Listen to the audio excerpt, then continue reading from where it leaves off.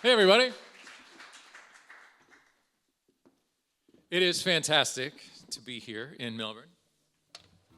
It is my third trip down here, and I think because I fell in love with it so hard the first couple of trips, it seemed like a no-brainer when the opportunity came up to potentially do this role down here. I'm going to tune this guitar real quick, and it'll be really annoying for just a second. Make sure it sounds all right. My first big break, I was in the ensemble of a few shows, but my first big break was a revival of the musical Hair, and I got to play one of the leads in that show. And then from there I did, right after that was Priscilla, Queen of the Desert, speak of Australia, which was a thrill with and my co-star was Tony Sheldon, Australia's own, one of the dearest people in the world.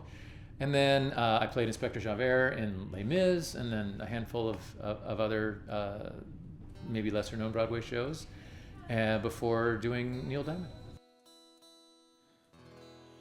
So you all don't sing Neil Diamond at sporting events down here, do you? All right. Show of hands, who's been to a Neil Diamond concert? That's right. Well, wait till you get to see our little show. All right, should we do it? I'm good to go.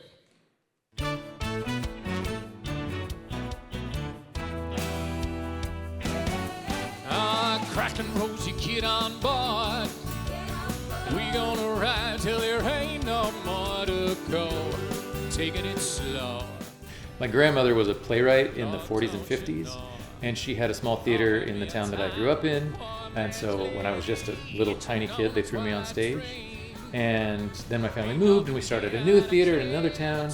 So my chores were doing shows growing up. One night I would be the stage manager, the next night I would be selling candy, the next night I'd be in the show. So it was just very much in my blood. And I ended up going into it in school and got a degree in theater, and then and sort of never looked back. I got a job right out of college, and then eventually moved to New York, and have been lucky enough to work on Broadway for the last 20 years, and have done a bunch of shows and been able to string a theater life together.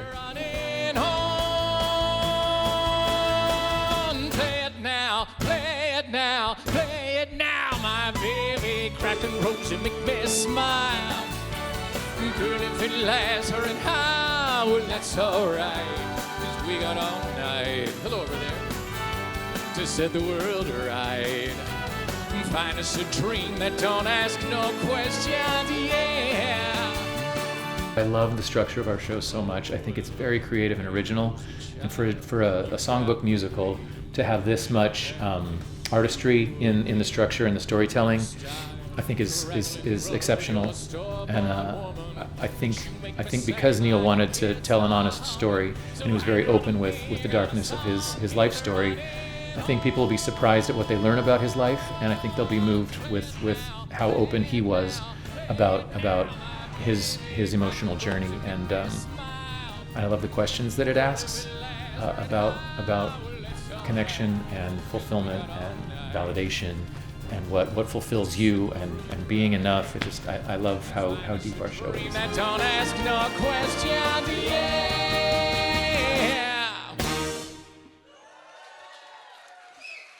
Woohoo!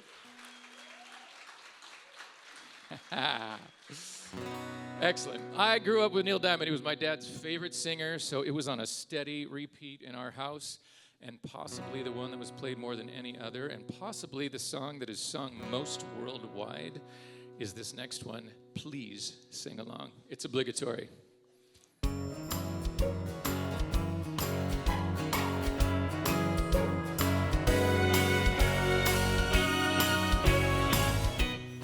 Where it began, I can't begin to know when, but then I know it's growing strong. That was the daunting thing, really, was like, oh, you know what? Everyone coming to this show knows exactly who he is, what he sounds like, his mannerisms, his movement. So that's the challenge. The benefit, the plus side of that equation is there's tons of homework to be done. There's tons of YouTube videos, and so I could study every day millions of Neil Diamond clips and interviews and his history. There's books written about him, so there's tons of study. So I was just a detective trying to figure it out, who he was and how he moved and how he sounds, but a challenge to get him right. So little by little, just tried to figure out, in voice lessons, how to get my voice in his spot, and then in rehearsals, how to emulate his movements, and then with getting to know him a little bit as well, how to just do it just right and get his blessing and try to tell his story in the best way possible. And it don't seem so lonely.